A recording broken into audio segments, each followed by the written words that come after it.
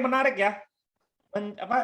Tetap bisa mencari duit ya selama staycation. Waduh. Berarti Bro Roy lagi staycation dong nih. Kenapa? Lagi staycation dong sekarang. Sudah nggak jelas ini namanya apa. Tapi cukup lama. Saya sudah meninggalkan rumah bisa dibilang nyaris 2 bulan ya. 2 bulan? Wow. Iya, hampir 2 bulan lah. Masih di Bali, masih di Konrad sekarang. Di Bali ya? Iya. Tapi cari duitnya tetap jalan, Bro? Tetap. Daily income, weekly, semuanya, semua kerjaan, semua bisnis, ya nggak ada masalah sama sekali. Wow, keren. Iya. Nah, Cuman living in the different place aja lah kali ini. Ya, jadi kita pengen tahu banget nih tips-tipsnya, ya gimana tetap bisa cari duit walaupun sekarang juga lagi stay di Bali gitu ya. Supaya masih kita juga, mungkin kita pengen ke sana juga nih. Saya mungkin nyusul. Lu kan katanya mau ke sini, ya kan? Sini Ya, lah. Ini tadinya gue udah mau jalan besok hari Minggu. Terus? Ternyata STNK-nya lupa diperpanjang. Jadi mau perpanjang STNK dulu. Oh, rencana apa? Sebulan juga? Sebulan juga. Jadi rencana kalau STNK selesai Senin atau Selasa, ya Rabu jalan. Tapi mungkin nggak langsung bablas ke Bali. Stay dulu 2-3 hari di Batu. Oh, gitu. Malang ya? Ya, Malang. Batu Malang ya? 3 hari, baru habis itu kan itu baru jalan lagi gitu ke Bali. Oke, nice. Udah siap semua? Akomodasi semuanya? Udah oke? Belum. Soalnya kan khawatir ada hal-hal yang nggak terduga, kayak STNK itu kan hal yang saya lupa tuh. Yang gue lupa. Bro Roy, nanti banyak yang itu. Nih, Bro Gimana, Roy. gimana? Di kau mungkin cerita dulu angkatan berapa, lulus kapan, jurusan apa, lalu abis lulus ngapain aja, sampai sekarang malang melintang gitu ya, nyari-nyari duit. Oke. Nanti baru kita fokus ke staycation-nya. Oke. Ya boleh. Jadi salam kenal semuanya ya. Nama saya Roy. Saya angkatan 2002 ya. Jadi masuknya 2002, outnya 2006. Saya jurusan IT ya. NIM-nya 0600 sekian lupa tapi sudah ya. Saya dulu juga kebetulan sebenarnya sempat diterima di Blue Jacket ya. Cuman memang sebelum sign kontrak ya, saya memutuskan mengundurkan diri saat itu. Ada beberapa pertimbangan pribadi. Tapi pertimbangannya itu lebih ke arah mungkin saya saat itu lagi pengen mencoba untuk doing entrepreneur ya dari zaman kuliah gitu ya. Jadi memang kehidupan my college life itu bisa dibilang kehidupan yang sejujurnya mungkin sedikit orang yang menjalaninya karena saya lebih banyak untuk bekerja dibandingin dunia kampus saya. Makanya saya nggak pernah aktif di segala bentuk organisasi segala macam karena saat itu memang benar-benar saya butuh duit ya. Kebetulan waktu ke BINUS sebenarnya juga bukan karena planning awal ya, tapi karena ada beberapa hal yang akhirnya saya nabrak ke BINUS dan saat itu ekonomi mama saya lagi nggak bagus. Jadi saya harus berusaha untuk survive dengan kondisi yang ada gitu ya. Karena baru masuk 3 bulan, mama saya udah bilang, usahakan cari uang ya untuk cover bulanan kalau seandainya nanti mama terlambat. Waduh, ya nggak punya keluarga, nggak punya apa di Jakarta itu bukan kabar yang bagus ya. Tapi ya sudah saat itu saya putuskan saya harus jadi entrepreneur ya. Dan itulah juga alasan kenapa saat itu meskipun sudah mau sign kontrak di Blue Jacket, saya terpaksa harus mengundurkan diri. Ya sayang sekali sih, sayang sekali. Ya teman-teman saya banyak yang sudah di Blue, yang mereka sekarang juga sepertinya mereka punya karir yang bagus ya di Singapura dan lain sebagainya. Tapi saya pikir itu bukan hal yang saya sesali. Kenapa? Karena itu mendesain sebuah jalan hidup yang sangat luar biasa bagi saya pribadi. Ya, meskipun saya mungkin banyak bekerja pada saat kuliah, ya benar-benar menyeimbangkan antara kerja dan kuliah itu bukan hal yang gampang. Ya. Tapi saya bersyukur sih saat itu saya bisa lulus dengan sangat baik ya. IPK semuanya masih cum laude semua gitu ya. Pokoknya everything fine lah buat kehidupan kampus saya ya kalau bicara masalah nilai dan lain sebagainya. Tapi saya banyak belajar pengalaman tentang dunia entrepreneur. Jadi my first time doing entrepreneur sebenarnya dari tahun 2003 awal mungkin saya sudah bisa dibilang udah mulai start doing entrepreneur. Di sana mulai dari ngajar les ya, terus mohon maaf ya, bantuin teman-teman yang kesulitan dengan programming gitu ya.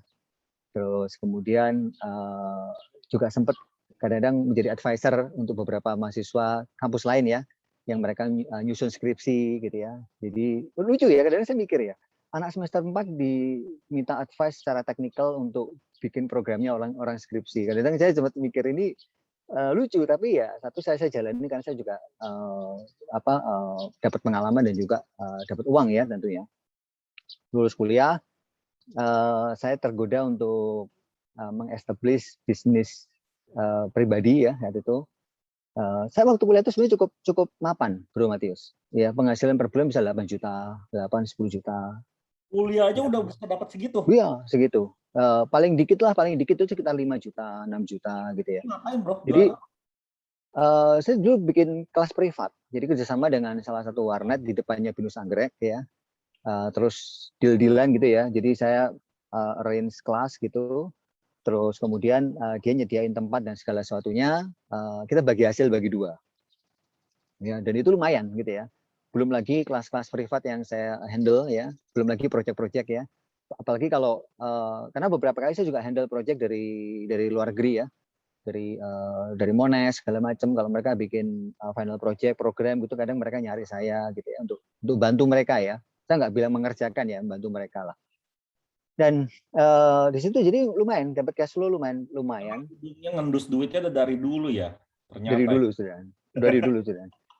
Karena Mantap. kalau dibilang apa ya, mungkin ini bukan satu ide yang bagus untuk saya mungkin nggak bisa cerita terlalu detail sih ya di forum ini gitu ya. Tapi to be honest ya, intinya saya saat itu menyeimbangkan antara dunia kampus dengan dunia pekerjaan. Makanya saya memilih kampus, saya hanya ambil porsi sebagai mahasiswa. Saya nggak bisa aktif di organisasi apapun. Ya meskipun saya punya teman baik namanya Indrawan Chandra, itu dia aktif banget di semua organisasi ya. KMK lah, apalah dia aktif. Tapi saya nggak bisa karena saya bilang ini faktor ekonomi. Ya. Tapi saya belajar dari Blue Jacket itu gini, Bro Matius. Saya belajar working under pressure. Blue Jacket training itu buat teman-teman yang pernah ngalamin ya, itu kayak neraka loh. Gila. Ya masuk jam 7, pulang jam 9, dikasih tugas-tugas yang impossible gitu loh. Bayangin aja bro, suruh bikin Tetris yang aneh-aneh gitu dalam waktu 4 jam gitu ya. Gitu ya. Dan itu memang semua proyek yang memang tidak bisa diselesaikan. Tapi itu saya belajar banyak. Saya bisa bilang bahwa persistence dan kekuatan fokus saya saat ini itu terbangun saat saya menjalani training Blue Jacket. Itu benar-benar kayak orang tuh diajar habis-habisan untuk punya daya tahan, durability, endurance. Saya bersyukur banget loh dengan itu. Saya sangat bersyukur sekali dengan pengalaman itu ya. Nah, terus kemudian lulus kuliah, saya udah pegang tabungan ya, lumayan lah. Tabungan saya itu udah nyaris mungkin 100 juta saat itu. Tapi saya tahu bahwa jalan hidup saya bukan sebagai profesional. Udah dari kecil, saya pengen jadi seorang entrepreneur. Karena lingkungan keluarga saya rata-rata entrepreneur, lumayan lah, ya lumayan besar. Dan dari kecil saya dicekokin dengan banyak pemikiran bahwa lu kalau gede jadi pengusaha ya, jadi pengusaha ya, jadi pengusaha ya, jadi pengusaha ya. Jadi akhirnya saya putuskan ya sudahlah, saya coba from zero, akhirnya saya nggak pernah lamar di perusahaan manapun, memang full entrepreneur. Lulus kuliah coba bikin invest franchise bakery. Jadi anak perusahaannya Tepung Pondan ya, kita invest, saya dengan saudara papa saya kita invest. Saat itu cukup besar investnya ya, hampir 500 juta. Dan gagal total gitu ya. Kita buka di Binus, di dekat Siadan ya, dekat Indomaret itu loh. Kalau dari Siadan pintu masuk kan ada Indomaret ya. Nah di dekat sana saya bikin dan gagal ya. Cut loss ya. Jadi cut loss pertama saya itu di bisnis franchise dan itu cukup besar ya. Itu ya cukup kerasa lah dampak psikologisnya saat itu. Terus sejak saat itu saya mulai masuk dalam situasi yang sangat sulit sebagai seorang entrepreneur. Karena saya satu sisi mama saya juga menekan saya untuk bekerja, ya. Karena dari tahun 2006 waktu lulus sejak bakery itu gagal, ya tekanan itu makin kuat. Karena beberapa teman saya bisa kerja dengan baik ya di BCA dan di teman-temannya gitu ya, gaji 3 juta, 4 juta. Sedangkan saya saat itu benar-benar tidak menentu, penghasilannya itu nggak menentu sama sekali. Bisa dibilang penghasilan saya itu benar-benar nggak pasti, Bro Matius. Iya kan? Jadi bapak mama saya bilang gini, kamu nih cum laude. Ya, dan cum laude saya itu cum laude yang dekat semua ya. Jadi bukan cum laude tipis ya, cum laude yang mendeketin semua kamu ini pinter, kamu dan lain sebagainya. Kenapa kamu memutuskan untuk hidup seperti ini? terlunta-lunta gitu ya, dengan income yang nggak menentu. Dan kerjaan saya saat itu tuh, mungkin Anda nggak akan percaya ya, kerjaan saya saat itu, saya sempat buka catering, ya, dari A sampai Z, bantuin handle, sampai belanja di pasar, sampai nganterin, sampai jadi tukang delivery, Bu Matius. Saya pernah dilempar uang sama pembeli, serius. Kayak, nih Mas ambil kembalinya, dilempar begitu. Terus saya sempat jualan sate di Greenfield, ya, waktu bikin roti, ya kan. Kakak saya kan ditaruh di store ya. Mama saya minta, kamu ayo cari kakakmu. Saya bagian keluar, itu ngirim barangnya jauh-jauh banget ya, dari Binus ke teras kota, tahu ya teras kota. Bayangin bro, naik motor ngeri ya, dari Siadan ke teras kota naik motor, Berarti, iya kan? gila, jauh Itu itu. jauh sekali, bukan jauh lagi, itu jauh sekali gitu loh. Ya. Saya sampai pikir what I'm doing gitu loh, ngeri ya. Dan beberapa kali coba ikut basar nggak habis, kita harus pindah ke gereja, jualan ngasong di depan gereja, itu saya lakukan berbulan-bulan. Sebenarnya sekitar hampir 3 tahun hidup saya nggak menentu, sama sekali tidak menentu, income nggak jelas semuanya. Dan teman-teman saya saat itu jujur ya, mungkin mereka sudah jauh di atas saya dalam secara finansial. Ya saat itu saya nggak bisa beli asuransi, nggak tahu apa yang harus saya. Pokoknya tata kelola keuangan nggak ngerti sama sekali dah saat itu, sama sekali nggak ngerti. Mama saya sudah mengultimatum, kamu harus pulang. Kalau kamu nggak mau kerja di kantor, kamu harus pulang. Tapi saya bilang enggak. I still want to create my own destiny. Itu kayak satu, mungkin orang ngomong naif ya. Memang kadang-kadang ya, saat itu saya juga berpikir kenapa saya begitu berani ya keputusan seperti itu. Jadi ya itu sekilas lah. Kemudian 2009 saya mulai ketemu seorang teman ya, yang akhirnya mulai nuntun saya, Bro Matius. Di situ saya mengalami banyak sekali turning point, dituntun satu persatu. Kemudian ketemu seorang sahabat yang saya sebenarnya minggu lalu lagi berduka besar karena sahabat saya itu kena COVID dan meninggal. Dia itu kebetulan saya seorang Kristen ya, dia itu pendeta, doa gitulah Ibu Matius ya. Itu dia yang benar-benar membuat saya akhirnya kembali pada Tuhan pada saat itu di 2009. Luar biasa pokoknya. Itu benar-benar satu mukjizat yang sangat besar. Dan sahabat saya ini meninggal minggu lalu dan saya tuh jarang sekali nangis ya. Tapi kali ini saya harus menangisi sesuatu gitu loh. Sampai sekarang pun masih kebayang gitu ya. Aduh, dia kalau ngasih nasihat itu saya masih dengerin dan it's very hard, still masih berat gitu loh. 2009, 10, 11. Tapi luar biasanya Bu Matius ya. 2006 2009 saya terlunta-lunta ya. 2009 ke 2011 saya bisa beli rumah di PHG loh. Iya. Saya belinya di Emerald lagi, bukan. Kalau di Serpong itu yang topnya bro paling mahal itu. Iya. Dan saya bukan PHG Calcedoni, Garnet, bukan loh. Saya belinya di Emerald. Wow. Iya. Jadi teman-teman saya sebelah saya tuh punya pabrik, punya apa segala macam. Semua orang bilang kamu dipilih papa ya, enggak. I buy by myself. Hampir 2M saat itu. Saya ambil kredit, pokoknya saya akhirnya mulai banyak berubah. Saya cari Tuhan dengan dekat, saya belajar untuk mentransformasi pikiran, merenovasi pikiran, belajar membuat visi jangka panjang. Jadi kalau tanya Bro Matius ya, kehidupan yang saya jalani hari ini, itu sudah saya visikan dari tahun 2010. Saya sudah bilang begini, di 10 tahun dari sekarang, saya bisa liburan sepanjang saya mau, di hotel manapun saya mau, dan itu tidak mencederai keuangan saya sama sekali, nggak buat saya buka tabungan, dan itu harus bisa dibayar dari bunga-bunga yang saya miliki, bukan dari tabungan, dan saya harus bebas hutang. Ya, dan akhirnya saya puji Tuhan. Hari ini saya punya banyak properti dan tidak ada yang berhutang sama sekali. Saya malah sewa-sewain ke orang. Ya, deposito saya masih menghasilkan return, saham saya masih return. Kebetulan saya juga seorang trader gitu ya. Jadi benar-benar mama saya juga teleponkan. Kamu di Bali 2 bulan ini tinggal di mana? Saya sebutin. Saya tinggal di Sofitel, saya tinggal di Conrad 2 minggu, saya tinggal di Ritz-Carlton, saya tinggal di mana ya? Sampai saya lupa loh.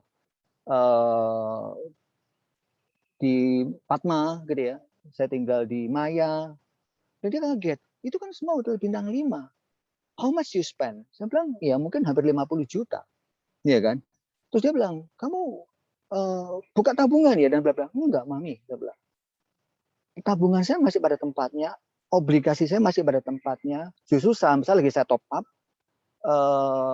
deposito saya juga masih pada tempatnya, rumah saya masih pada tempatnya, saya nggak ada refinance sama sekali, saya bilang.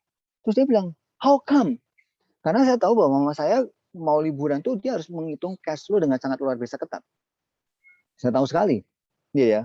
Saya bilang, ini loh Mam, pentingnya yang namanya membuat life plan. Iya, saya selalu bilang, saya punya beberapa anak mentor, Bro Matius. Ya, di trading juga sama.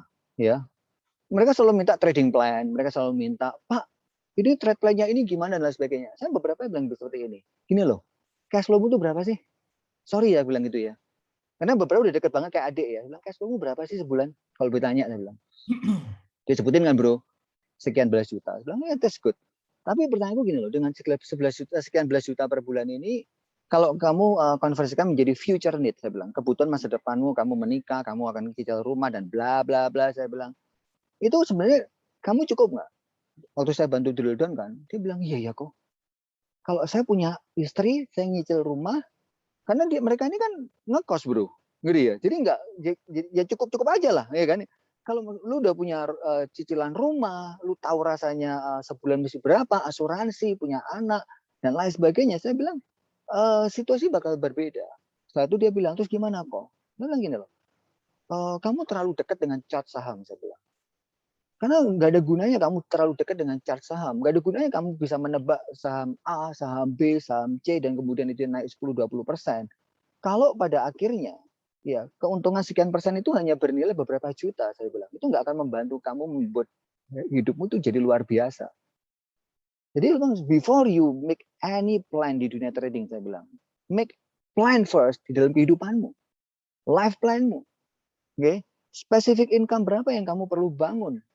Yang kamu mungkin pertama yang kamu butuhkan dulu, saya bilang. After kamu butuhkan, kamu bicara kemudian yang kamu inginkan, ya kan. Kemudian bicara lagi tentang impact, ya, karena kita kan beda ya. Kalau Anda punya income yang besar dan Anda punya karakter yang kuat, Anda bisa buat impact yang luar biasa loh, Bro Matius, di kehidupan banyak orang, ya kan. Terus dia bilang, saya nggak tahu, nggak pernah kepikir seperti itu kok. Ya sudah, start from now, saya bilang.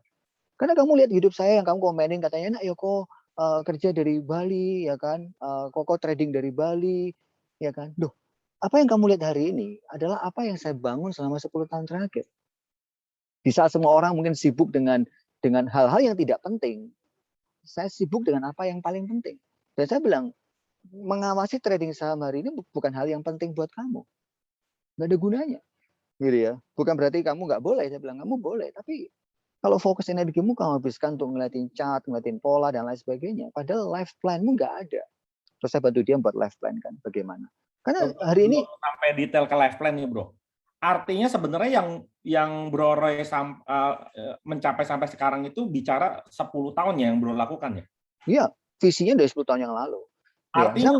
Artinya bro, kalau hari ini teman-teman kita ya peserta ini terinspirasi sama Bro Roy dan misalnya melakukan sharing yang dilakukan oleh Bro Roy, 10 tahun lagi kira-kira kita bisa seperti Bro Roy lah, kira-kira gitu ya bro ya? Ada kemungkinan. Ya, karena saya selalu bilang bahwa dalam kehidupan tuh nggak ada kepastian, bro. Ya. Iya kan? Karena sahabat saya itu yang saya bilang tadi ya, itu deket banget sama Tuhan, man of God, dapat, aduh pokoknya benar-benar saya tuh sampai shock bro, beneran gitu ya. Dan dia tuh meninggal bro, gara-gara apa? After vaksin bro, ternyata OTG bro. Jadi habis teman-teman ya, mungkin juga ini jadi pelajaran ya. Ketika Anda nanti vaksin segala macam, atau mungkin Anda sudah vaksin atau vaksin kedua, make sure 3-7 hari setelah vaksin itu Anda harus hati-hati benar-benar ya. Jadi dia setelah 3 hari itu dia langsung drop bro. Dipikir gejala vaksin ya, bablas bro. Seminggu itu terus dia makin buruk masuk ICU dan akhirnya meninggal. Ya kalau jadi itu mungkin karena dia disayang Tuhan bro, jadi keburu. Iya, betul. Saya bilang beruntung sekali. Kita ini malah berjuang ya bro di dunia ya, betul nggak? Ya. Berada lagi ya. Tapi mungkin biar benar-benar pengen bukti. Boleh dong bro dikasih lihat sekarang lagi di mana gitu. Karena gimana ya? Jadi saya mesti hilangin apa dulu nih? Backgroundnya ya? Virtual backgroundnya. Sekarang gimana ya?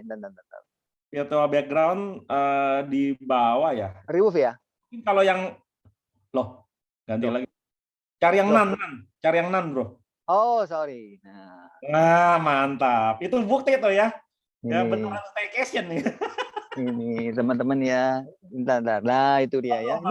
Ini kantor saya setiap hari teman-teman. Jadi kalau saya breakfast every day. ya istri saya urusin kerjaannya di New Skin segala macam, saya urusin beberapa hal dengan tim saya. Setelah itu biasa jam jam jam sini jam 10.30 ya, saya mulai mantau market. Kebetulan saya seorang trader juga, jadi saya pantau market 10.30 sampai 11.30. Bisa saya kerjakan yang lain. Biasanya jam 11-an saya jalan-jalan di pantai sana. Saya di pantai ya, saya dengerin lagu rohani gitu ya. Saya sambil bersyukur sama Tuhan ya. Kemudian saya jalan di sana setengah jam gitu ya. Kemudian saya balik ke atas, saya berendam.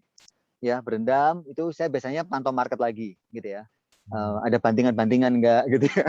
Kayak kemarin dibanting itu kaget saya. Ya kan, habis mandi, makan semuanya buka chat loh dibanting. Berarti Terus itu beneran bukan virtual background-nya, Bro? enggak ya. Terus sore biasa saya nemenin anak saya main kuda-kudaan di kolam berenang gitu ya. Dia minta saya berenang sambil kuda-kudaan ya kan. Terus ya udah, kemudian saya jalan, kadang cari makan ya. Terus malam saya ajak anak-anak sharing gitu ya. Terus kemudian mereka belajar, saya lakukan pekerjaan saya kembali gitu ya. Udah, terus selesai. Itu yang saya lakukan di nyaris 2 bulan ini. Ya, Bro, cuman beda-beda ada yang nanya, lain. itu di pantai hotel mana, Bro? Di Conrad saya. Saya udah 2 minggu ini di Ya? Conrad. Iya. Wow, Ya. gile. Nah itu Jadi mungkin ya sebelum kita masuk ke daging-dagingnya ya, karena kan pasti kita penasaran banget ya apa yang Bro Roy lakukan yang kita bisa belajar. Cuman mungkin kita yang agak ringan-ringan dulu sebentar, Bro. Mau nanya ya, selama ini gimana? Selama di Bali, selama masa pandemi ini, mungkin Bro Roy bisa cerita dulu situasinya, biar kalau yang mau staycation di sana juga ada bayangan lah gitu.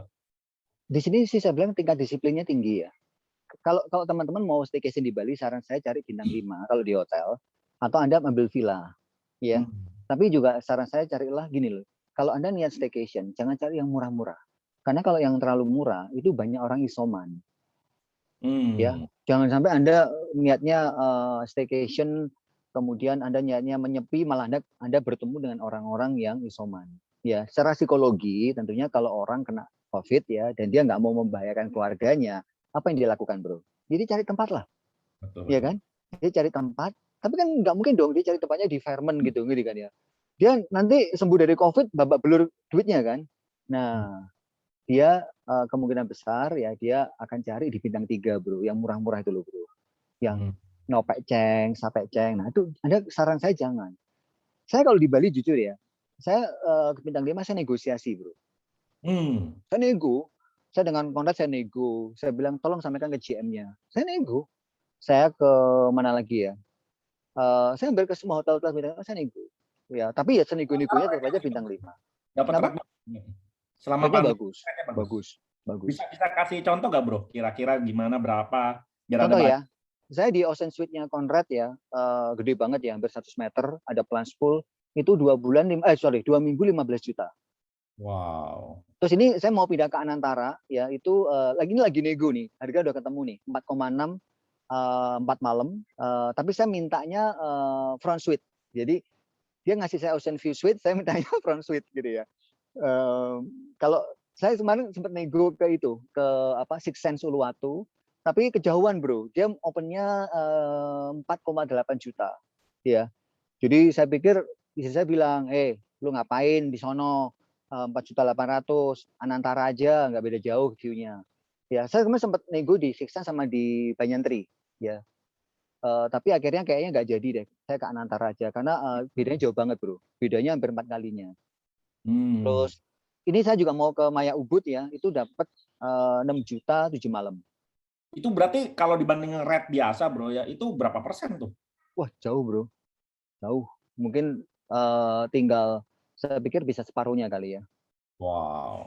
Ya, jadi sebenarnya mumpung lagi sekarang kalau mau staycation, yang penting paling utama kan menjaga protokolnya yang kuat gitu ya, Bro ya. Cari tempat yang bagus ya. Cari tempat yang bagus, artinya kalau tempat bagus tuh mereka jaga benar-benar. Saya kalau masuk hotel saya bilang gini, Pak, kita saling jaga ya, Pak. Saya jangan sampai kena COVID di sini, Bapak jangan sampai masuk berita gara-gara saya kena COVID. Karena begitu ada, loh, iya dong, bikin fear-nya dulu dong, ya kan? Karena kalau sampai saya bilang, kalau sampai saya kena COVID di Conrad dan masuk berita, maka hotel Anda akan punya masalah besar. Baik Pak Roy. Ya, tolong sampaikan. Dulu awalnya saya ke Conrad, mereka belum double mask. Saya kasih feedback ke mereka. Saran saya double mask aja. Beda berapa sih saya bilang? Nggak lama kemudian mereka double mas. Jadi itu prinsipnya. Saya tuh nggak suka beli barang murah, bro. Saya suka beli barang mahal di harga murah.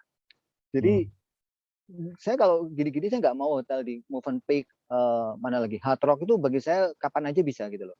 Kalau Anda mau ke Bali atau Anda kemanapun ya, cari hotel-hotel yang mahal sekali, tapi Anda cari negosiasi di harga yang bagus. Ya itu prinsip bagi saya. Ya, saya kalau beli barang juga nggak suka bro barang murah bro. Misalkan sepeda gitu ya, daripada saya beli sepeda yang nanggung dengan spek tertinggi, saya cari trek yang lagi murah bro, yang stok tinggal satu gitu loh bro. Kan pengusaha kalau udah tinggal 1-2 kan udahlah buang aja lah gitu kan ya. Nah, saya bagian nyerokin gitu-gitu aja gitu loh. Jadi tetap barangnya yang berkualitas tapi dapat harga yang Murah. miring gitulah ya seperti Iya, itu. betul. Harus premium, harus premium. Jadi Makanya ini rencananya juga ya. iya. Ini kemarin sempat nego sama Hanging Garden, tapi kejauhan juga dia. Hanging Garden mintanya opening negonya 5,9 plus ya, jadi 6,6. Saya pikir waduh, seminggu 40 juta ngapain juga ya? Udah nggak jadi deh gitu loh. Jadi akhirnya kita cari aja yang seminggu di bawah 10 juta tapi tetap dengan kualitas bintang 5. Bro, kalau soal makan apa gimana bro? Total makan di hotel atau makan juga dari luar atau gimana? Kalau saya pribadi gini, breakfast kan makan di hotel, ya. Terus kalau di sini tuh makan nggak terlalu susah kok bro. Kecuali kalau Anda di Nusa Dua di benua ya, memang pilihan makanannya itu terbatas, nggak sebanyak kalau Anda di Seminyak, ya. Kalau Seminyak Kuta tuh Anda, waduh, kanan kiri tuh Anda buka Grab semuanya muncul makanan gitu ya. Dari yang nasi campur babi lah, dari yang ayam lah, itu banyak. Kalau di Nusa Dua di benua ini, ya, to be honest, pilihan makanannya yang branded ya, yang artinya yang Anda mungkin, sorry, branded itu bukan berarti mahal ya. Branded itu artinya bukan warung ya, karena hari ini saya tuh agak takut makan di warung, bro. Ya, takutnya bukan karena apa, saya tahu makan warung banyak yang enak, tapi protokol, bro. Ngeri ya. Nah, di daerah benua sama di sini tuh banyak kan, saya coba beberapa kali ya, itu banyak kan yang kelas warung, penyajiannya nggak bagus, bro. Minyaknya nggak bagus, jadi habis makan batuk gitu loh. Jadi di Nusa Dua itu hanya beberapa restoran lah, bro, yang kita pikir oke lah dia, gitu ya. Jimbaran juga masih oke, tapi nggak sebanyak Seminyak. Kalau Seminyak memang luar biasa banyak sih. Saya tuh tergoda berkali-kali loh, bro, untuk kembali ke Seminyak. Cuma saya nggak cocok sama airnya. Airnya terlalu apa ya? Ya saya kurang cocok lah dengan airnya Seminyak. Cuman kalau lingkungan makanannya very cool banget. Berarti order biasa ya lewat GoFood, GrabFood gitu ya? Ya biasa. Price juga oke kok. Biaya hidup sama Jakarta sama Bali sama, bro. Ya. Serius. Lu makan di Serpong berapa gua tanya? Lu Grab. Goban nggak dapat lah. Enggak. Lebih. Nah, cepek kan? Betul nggak? Di Cepek sini lah rata-rata. contoh ya, Bumangku. Bumangku itu kalau yang nasi komplit ya, nasi ayam komplit itu 29.000. Itu kalau saya sama istri itu bisa sharing berdua gitu loh. Kadang-kadang saya beli yang saya belinya 40.000.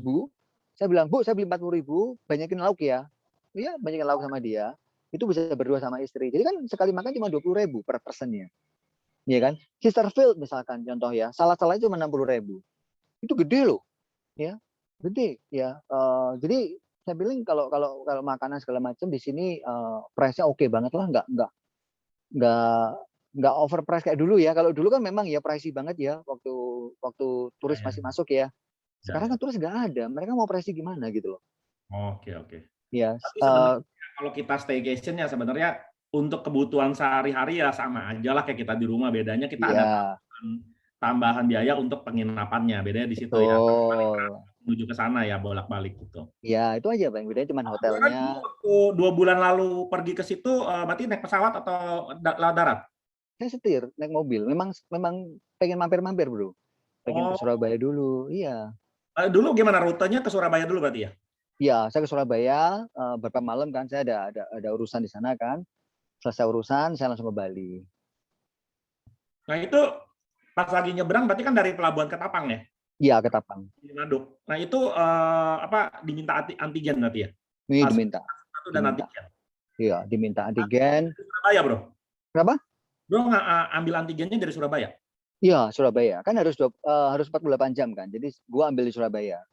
Oh, berarti bukan di Ketapangnya ya ambil antigennya ya? Oh, jangan bro, jangan deh. Ya, lu nggak mungkin lah mengizinkan hidung lu dicolok di tempat umum oleh orang yang mungkin juga demi efisiensi mungkin belum tentu diganti gitu ya, glove-nya segala macam, enggak lah. Harus bahkan saya tadi baru telepon ya ke klinik Sudirman ya, SMC. Saya tanyain cukup detail. Di sini afiliasi nggak dengan Satgas? Ada barcode-nya nggak? Gitu ya. Ada kok Pak, lengkap.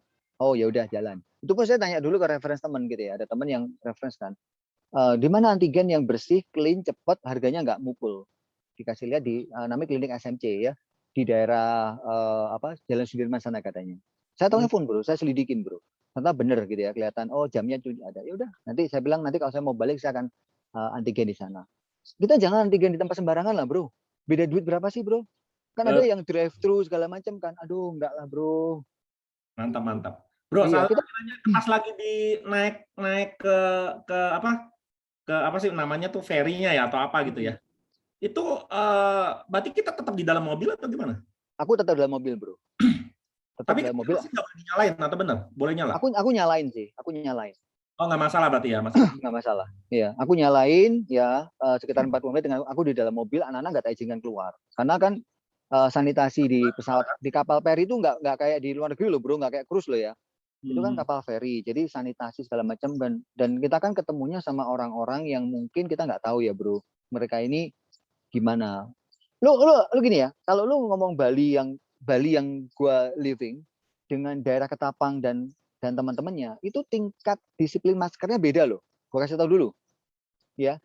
Di daerah pelabuhan itu terutama di yang on the side Jawa ya, itu kalau gua bilang sih ya cuma buat protokol doang, bro.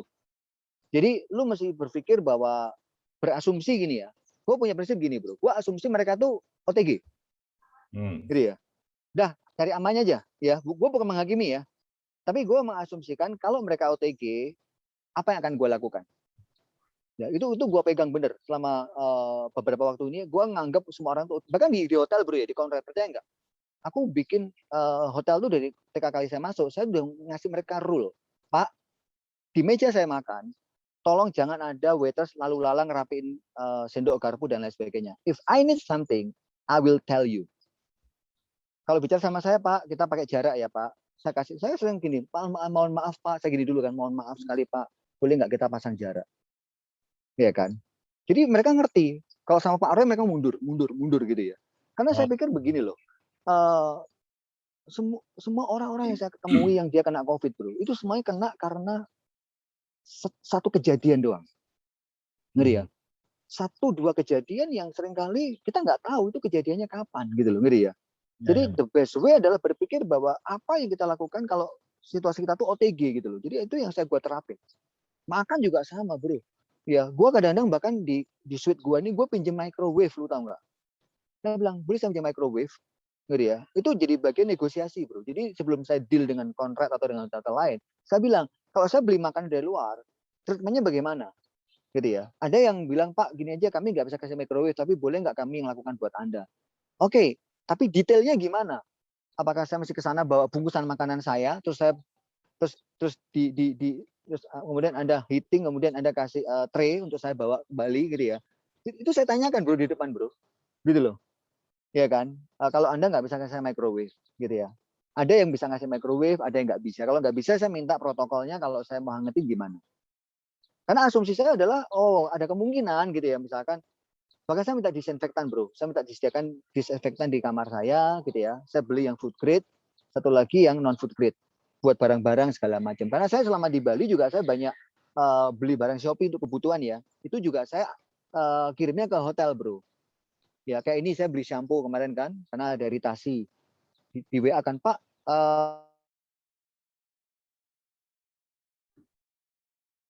Halo? Tolong ditaruh di meja toilet depan dan tolong disemprot dulu. Ingat ya Pak ya, saya ulangi sekali lagi. Baik Pak Roy. Nah, jadi mekanismenya harus jelas banget gitu ya. Artinya kalau lu expect apa bro nanti di sini, lu ngomong sama mereka, lu jangan sungkan-sungkan hari ini. Misalkan lu di villa ya, lu ngomong, lu expect apa, lu tanya di depan deh. Ya, kalau misalkan lu di villa bro ya, saran gue gini, tanya gini. Satu adalah akses jalan. Di Bali banyak villa keren, tapi jalannya lu bikin muntap nanti. Jalannya kecil, rocky, ngeri ya. Ya, dan lu nggak akan bisa keluar mondar mandir bro kalau lu jalannya susah, betul nggak sih? Ya, Iya kan? betul. Lu masuk aja udah males, keluarnya apa lagi kan? Nanti lu susah sendiri. Nah, saya bilang, Mbak, ada yang villa keren, tahu nggak? Gangnya itu bro, cuman muat satu mobil Avanza bro. Waduh. Serius. Waduh, ini kalau nggak kita detailin, kita booking, lu sampai sana lu bisa pening loh kepala. Iya benar. Nah, ada yang nggak punya parkir bro, serius. Saya tanya, ini Oh, hotel ya, hotel di Seminyak, di dekatnya Peti Tengah. Saya bilang, kalau saya book di sini, suite-nya satu murah bro, 10,5 dikasih 14 hari, ya. Tapi saya bilang, parkirnya di mana bos? Dia bilang gini, parkir dekat pura pak. buset. Security gimana? Loh iya toh, betul nggak? Kalau mobil saya dibongkar orang gimana? Digempesin orang. Kita dari keluar mesti jalan lagi jauh ya kan? Nah, that's the point. Jadi Hmm. mekanisme seperti itu kalau kita mau pergi itu mesti dipikir agak detail. Wah, mantap Karena banget. karena kita ini kan ke sana kan bukan 2 hari ya bro. Gua kalau pindah hotel seminggu gitu loh bro. Jadi Ya. saya ngomong Pak, saya itu di sana living ya, bukan holiday. Saya perlu anak saya sekolah, saya perlu saya kerja, istri saya bekerja. Karena dia bilang saya kerja Pak, istri saya kerja, anak saya sekolah. WiFi So juga penting ya, kualitas yes, WiFi. betul. Saya bahkan di kontrak ya bro, saya minta nembak langsung bro. Nggak usah disuruh di proxy yang setiap hari. Saya bilang, tolong ini tak kasih MAC address saya, MACD saya kan, MAC addressnya, tolong tembakin saya bilang, ngeri ya, kasih saya berapa Mbps terserah, tapi tembakin supaya saya nggak perlu lagi ulang. Dikasih bro, karena saya stay-nya lama. Nah kayak gitu-gitu tuh kita detail tuh harus, saya percaya bahwa gitu loh, bukan cuman ini mungkin katanya ya bro ya, kayak hanya gue lakukan saat gue trip. No bro, saya kalau beli saham juga sama bro. Saya kalau investasi sama bro, saya beli properti sama bro. Saya invest bisnis juga, saya punya hitungan bro. 10 tahun ke depan visi 2030 saya bersama istri. Ini visi 2030. Ada hitungannya semua. Ya kan? Bagaimana? Nah, itu semua itu kita buat mekanisme planningnya, bro. Nggak sempurna. Kalau sempurna jadi Tuhan dong. Betul nggak? Tapi melencengnya nggak jauh-jauh banget gitu loh. Jadi kita tuh akhirnya bisa menerima kalau seandainya melenceng itu masih dalam acceptable device, bro. Jadi geser tapi masih bisa kita terima. Ya Ya. kan? Nggak sampai, lu tau kan kayak orang kaget gitu loh. Hah? Kok begini sih? Kok enggak? Kalau gue nggak ada kayak gitu-gituan. Bahkan lu tau nggak? Gue mau pindah nih ya. Aku bilang, Pak, air lu gimana nih di sono? Lu pakai sistem apa? Si processing atau lu pakai apa? Atau pakai pump? Oh, saya dari sumur, Pak. Sumurnya nembak kemana ini? Ketemunya apa? Ketemunya air tanah atau air laut? Air tanah, Pak. Oke, proses. Tapi tau nggak? Gue tuh di WA loh sama mereka. Begini proses. Karena rambut kepala gue ini iritasi, bro. Jujur. Saya bilang, saya kasih contoh. Loh, daripada saya stres karena kepala saya iritasi, mending saya tentukan di depan. Saya mau join ke tempatmu atau enggak gitu loh. Ya. Jadi sampai lucu bro, sampai engineer itu, bentar ya Pak ya, engineer kontak Bapak gitu ya. Jadi mungkin dia pikir ini orang ribet banget ya. Tapi Dan saya pikir, mumpung sekarang lagi pandemi, kita bisa tanda kutip agak belagu ya bro ya. Mereka butuh kita banget gitu ya. ya tapi konteksnya sebenarnya saya bukan malas lagunya. Saya lebih mengamankan Iya. kepentingan saya dong. Ya Iya. kan? Betul. Karena kita kan nggak sehari ya bro. Bisa Kalau lebih sehari, lah kita lebih bisa demanding sesuai dengan kebutuhan kita gitu kan. iya. Jadi kalau nggak cocok ya lu cari yang lain gitu kan. Ya kan? Iya. Misalkan villa, ya. Misalkan lu suka tempatnya, tapi parkir nggak cocok. Ya lu jangan paksakan bro. Lu stres nanti lo. Lu sama Markus bisa, aduh males gua. Gitu ya. Ada hotel bagus bro, namanya Samsara. Itu hotelnya bagus, view-nya keren banget. Tapi bro, jalannya ke sana itu kayak jalan menuju Eden bro. Jadi lu kalau udah masuk ke sono, gue jamin lu nggak akan makan keluar. Kenapa? Oh. Karena lu akhirnya makan di hotel terus dan itu menunya mahal banget gitu loh. Sekali makan bisa. Bro satu lagi ya sebelum nanti kita masuk ke yang materi bagaimana cari duit ya. Ya. Eh, Pas lagi di Pelabuhan Ketapang, itu kan kita mesti beli tiket atau bagaimana itu bisa tanpa turun atau gimana? Online aja bro, online. Oh online, belinya online? Yes, kalau lu bingung ntar gue kasih WA temen gue, diurusin semuanya bro. Nah, Oh iya boleh, ya, mantap. lu WA-nya bahkan gini, lu WA-nya jangan dari sekarang. Lu udah jelang 50 km, lu kontak dia. Namanya Bu Nila. Lu tinggal kontak Bu Nila, saya sudah di posisi sekian. Nanti dia akan mengestimasi, Pak ambil yang jam sekian. Oh Ya mantap. kan? Jadi saya gitu, jadi jalan kan. Kita jadi nggak kekejar-kejar loh. Karena namanya perjalanan bro, ada ketidakpastian. Ini orang saham bro. Saya baru urusan ketidakpastian kan. Jadi saya anggap bahwa perjalanan itu ada ketidakpastian. Mungkin ban bocor, betul nggak? Karena Ya. sistem yang sekarang bro, lu kalau lewat tiketnya, sayonara loh bro.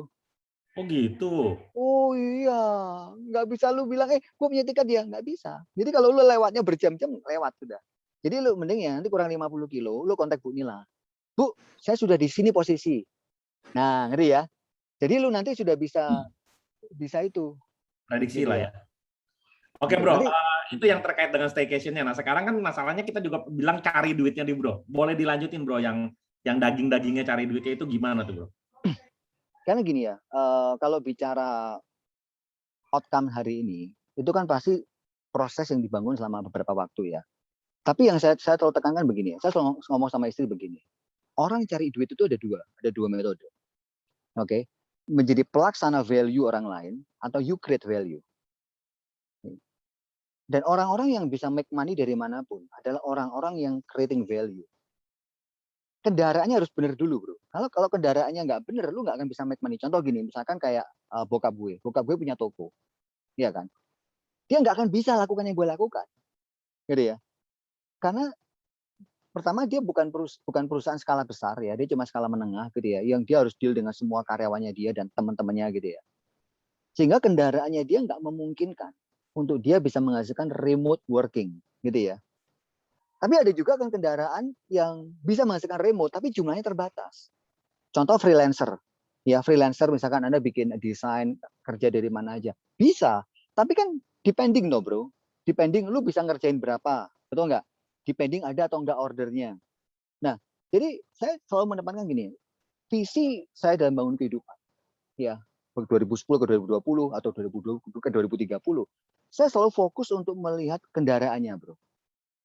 Contoh nih bro ya, saya kan lagi nekuni saham. Saya bilang sama istri begini, 2030 saya nggak akan main di pasar modal dengan cara yang hari ini saya main. Nggak bakalan. Moldingnya udah ketemu nih, oke, pasar modal, ya, market size sudah ada. Saya bilang 10 tahun ke depan, pertama adalah size saya harus gede, kedua metode entry saya harus berbeda. Oke, misalkan dari budget sekian gitu ya. Kalau sekarang kan kita hanya catch the market. Nanti 10 tahun dari sekarang, saya harus bisa menjadi salah satu dari penyerap saham. Gitu ya. Jadi market anchor. Ya kan? Nah, itu membutuhkan level yang lebih tinggi lagi toh. Koneksinya harus lebih tinggi, income level saya harus lebih tinggi. Betul enggak? Saya harus lebih pinter supaya saya nggak dibohongin orang gitu kan ya. Jangan sampai kita anchoring tiba-tiba dibanting di jalan gitu ya. Nah, itu yang saya bilang ini loh. Find the vehicle satu hal dan memutuskan kita akan bermain bagaimana. Ini yang saya selalu fokuskan dari tahun 2010 lalu. Oke, makanya satu, meskipun di perjalanan saya selama 10 tahun ini ya banyak sekali peluang yang saya terima ya bro ya, jujur aja banyak banget. Tapi nggak banyak yang saya entry. Karena saya mikir bahwa kalau saya nggak bisa make money dari mana aja gitu ya, secara remote, ya mungkin ini peluang bukan buat saya. Oke, mungkin maybe this is not for me gitu ya. Saya mungkin buat orang lain. Tapi for me, saya nyari vehicle yang bisa income modelnya itu bisa membuat saya tuh make money benar-benar nggak tergantung di mana saya standing hari itu. Makanya saya kan fokusnya kan cuma dua saat ini bro. Pertama saya di New Skin, kedua saya di saham. Nah, sejauh ini masih ini ya, yang lagi nyari yang ketiga, tapi ini masih mengevaluasi kira-kira apa yang bisa dan saya selalu punya pikiran gini bro. Jangan sampai cuman sekedar make money. Karena kalau kita bicara make money ya, everyone can make money bro. Lu dagang apa aja bisa make money. Pertanyaannya adalah lu dapatnya berapa? Ngeri ya. Terus dapatnya dengan cara bagaimana? Kayak teman-teman saya yang saya bantu lead di saham ya. Kok, ini bagus kok. Lu bisa make money kok besok kok gini loh. Every trade you can make money anytime. Pertanyaannya adalah lu bisa make money berapa? Size lu bakalan berapa dengan metode itu? Terus lu bilang metodenya ini loh penting. Karena metodenya kalau bener, size-nya tuh bisa gede bro. Lu bisa masuk ratusan juta bahkan miliar gitu loh. Tapi kalau metodenya salah, lu cuma nyari-nyari pantulan. Lu masuk duit gede juga nggak berani kan. Akhirnya cuma mainnya kecil-kecil, muter-muter. Capek gitu loh. Ya, make money. Make money. Tapi nggak bisa di compounding, nggak bisa di leverage, nggak bisa di eskalasi. Terus kapan kayanya bro? Sedangkan semua orang super kaya itu mereka melakukan leveraging, mereka melakukan compounding, mereka melakukan eskalasi. Oke, tinggal metodenya kan bro. Contoh nih, emiten yang red issue. Mereka ngapain? Mereka leverage lah. Gitu. Ya kan? Mereka leverage dong, mereka cari investor strategis masuk. Dikasih pintu pakai right issue. Ya kan? Saham di floating ditambahkan lagi. Jadi metode selalu sama. Itu yang saya selalu waktu 2010 saya udah pikirkan saat itu. Oke, kalau 10 tahun dari sekarang saya ingin punya model income seperti ini, saya harus kerjakan apa? Dan kemudian bagaimana mengerjakannya? Itu hal yang berbeda ya. Find what you menemukan apa yang lu akan kerjakan itu satu hal, tapi menemukan bagaimana lu akan mengerjakannya itu another thing lagi, gitu loh. Dan tentunya ketika setiap orang tuh beda-beda ya. Ada orang yang achieve satu level dan mereka stay comfort. Kebetulan saya bukan orang seperti itu. Sepupu saya bilang gini bro, sepupu saya sangat kaya sekali ya, ya asetnya ratusan miliar. Dia bilang gini sama saya, Roy, lu budgetin ya untuk stay di hotel-hotel terbaik. Hah? Ngapain? Di sana lu bikin visi baru.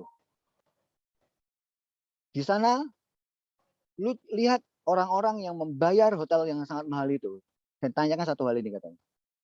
Apa yang mereka lakukan? Apa yang mereka pikirkan? Kok mereka bisa ada di level itu? Jadi saya sering banget ya saat itu waktu saya belum apa-apa ya. Saya sering naik motor, naik mobil gitu ya. Dulu masih mobilnya jelek ya, Panther gitu ya. Saya ke depan rumah-rumah yang gede, bro. Saya tanya begini ke diri saya. Apa yang orang ini lakukan? Dan kalau dia melakukan apa yang saya lakukan, bagaimana dia melakukan? Itu saya challenge pikiran saya berkali-kali. Berkali-kali. Waktu saya ke Ritz-Carlton ya, saya stay 2 malam. Mahal sekali, bro. Hampir 5 juta. Saya bilang gini sama istri saya. Say, apa yang harus kita lakukan untuk kita bisa stay di sini ya selama 1 tahun dan itu tidak mencederai uang kita sama sekali. Hah? Dia bilang, pertanyaanmu susah banget. Duh, justru the hardest question yang lu bisa tanyakan. Kalau kamu bisa temukan jawabannya, kamu kayak menang lotre loh. Betul nggak sih, bro? Iya kan?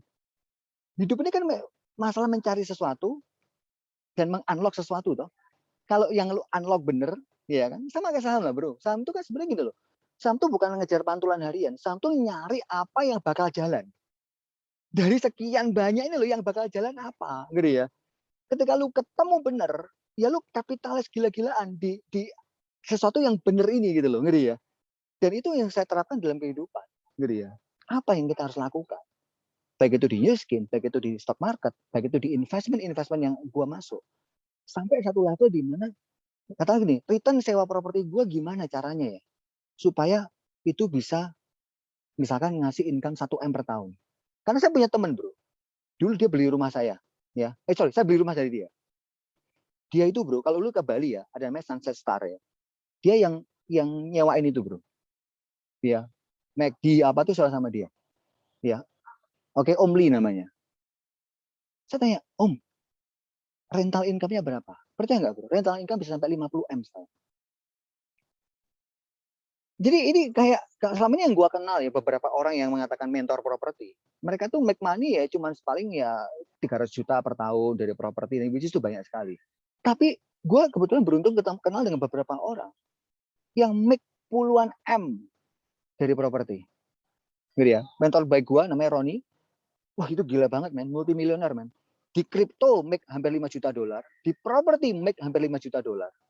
Gitu ya. Di new skin make 5 juta dolar. Jadi dia triple multimilioner. Di apapun yang dia pegang, dia mengatakan nyaris 5 juta dolar semua. Nah, tanya, mindsetnya apa? Cara nyari properti kayak apa? Jadi ya, lu kalau mau nyari high return, gimana metodenya? Dan itu yang gua spend so much time dengan orang-orang seperti ini, to be honest. Makanya kalau lu tanya sama gua, cara gua beli properti sangat beda sekali bro, dengan sebagian orang. Gua nggak pernah beli primary, man. You cannot make money dengan invest di primary property, bro. Kalau saham tuh lu sama aja kayak lu makan IPO-nya yang udah di seri A, B, C, D, E, F, G, H, I, J, K, L, M, N tuh, ngerti nggak? Iya kan? Udah PBV udah naikin 4 kali lipat dan orang masih mau makan gitu loh, ngerti ya? No. Lu masuknya di seed investment. Masuknya tuh di saat early adapter, iya kan? Jadi lu kedorong ke atas. Tes gitu loh, ngerti kan ya? Oke gitu Itu, kan bro. resikonya tinggi juga kan bro, karena kan kita masih di awal-awal belum kelihatan ujungnya gimana. Betul, makanya kalau bicara tentang financial success, nggak bisa dipisahkan dari cash flow, bro. Jadi lupakan yang namanya mencari sophisticated teknik untuk investment kalau Anda sendiri nggak punya cash flow. Lah, iyalah bro. Lah, Pak Tung pernah bilang begini kurang lebih. Orang yang income 100 juta, Roy, akan ngelihat sesuatu yang berbeda dengan orang yang punya income 20 juta. Orang yang income 500 juta per bulan, dia akan melihat sesuatu yang berbeda dengan orang yang income 100 juta. Teman saya, ya, my best friend namanya Roni itu, income per bulan kalau dikonsolidated ya mungkin hampir 3M. Aku tanya, Pak, what do you see dengan level income 3M per bulan? Kalau lu ngeliat real estate gimana? Dia cerita, kalau aku ngeliat real estate yang tak cari seperti ini. Dia berapa kali menang bro di lelangan di Singapura. Dia terakhir menang gede banget bro. Apartemen tua yang mau dibeli sama pengembang dibangun ulang. Itu dia leveraging 2 kali lipat dalam waktu 2 tahun.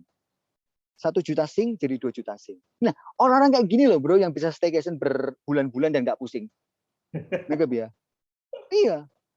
Dia waktu ngambil Bitcoin ya, dia ngambil Bitcoin itu dari harga 5.000, 7.000 dipupuk sama dia bro. Sampai beberapa ratus ribu dolar. Waktu kemarin dia di 60.000, dia make a lot of money. Bro. Dan banyak orang nyari metode, ya teknik. Padahal a man behind the gun, orang di balik semua itu yang lebih penting, mindset mereka bagaimana. Nah ini bangunnya nggak bisa setahun bro, 2 tahun. Ini butuh ekosistem, butuh mentoring yang benar, butuh nasihat yang benar-benar datang dari orang-orang yang make money ya, bukan nasihat dari influencer loh. Karena beberapa orang yang saya kenal ini nggak punya YouTube sama sekali bro. Tapi mereka punya metode yang luar biasa. Saya punya teman baik bro.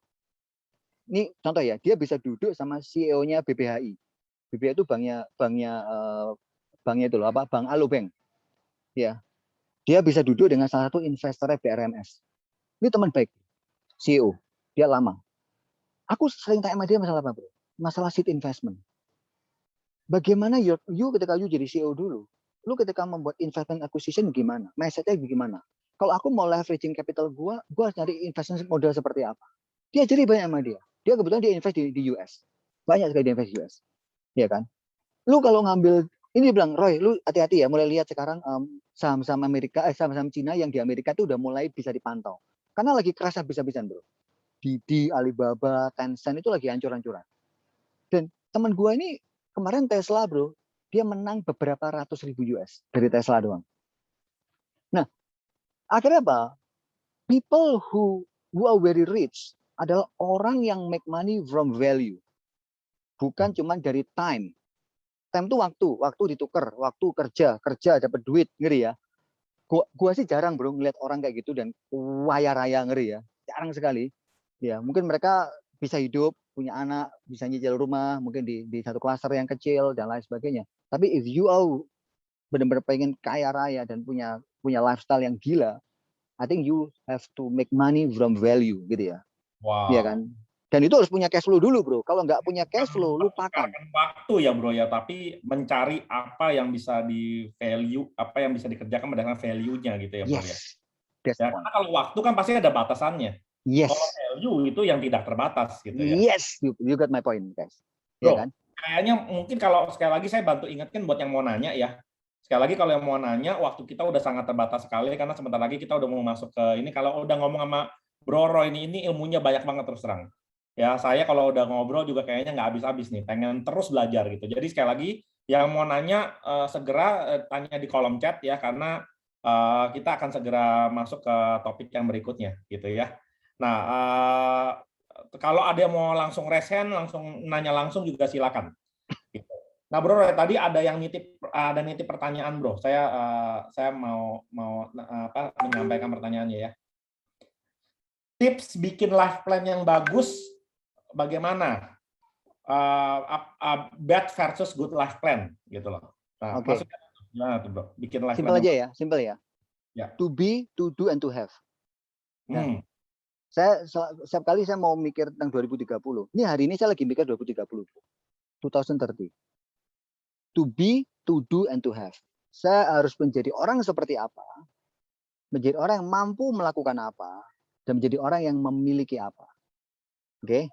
To be, to do, and to have. Dan bagi saya teman-teman ya, kalau Anda mau membuat sebuah life plan yang baik, itu must be specific. Ya, saya punya anak didik. Kalau life plan-ku adalah untuk memiliki keluarga yang indah, nggak cerai, dan kemudian kaya raya itu cukup nggak? Loh, itu ide yang bagus saya bilang. Tapi itu terlalu common, saya bilang. Terlalu umum. Kamu perlu spesifik. Yang kamu sebut keluarga indah itu keluarga seperti apa? Ngeri ya. Oke. Yang kamu sebut sebagai income, kamu punya kehidupan yang mapan tuh semapan apa? Secara income-nya berapa? Income itu yang aktif berapa, yang pasif berapa, yang spekulatif berapa? Kan ada tiga kan ya. Active income, passive income, dan spekulatif income. Gitu ya. Spekulatif itu artinya cuma ada momen doang, bro. Ada momen, ada lompat, ada cuan, ada cabut gitu ya. Tapi saya bilang kalau ini nggak jelas, jangan-jangan kamu melakukan so many investment pada yang spekulatif, bukan pada yang pasif.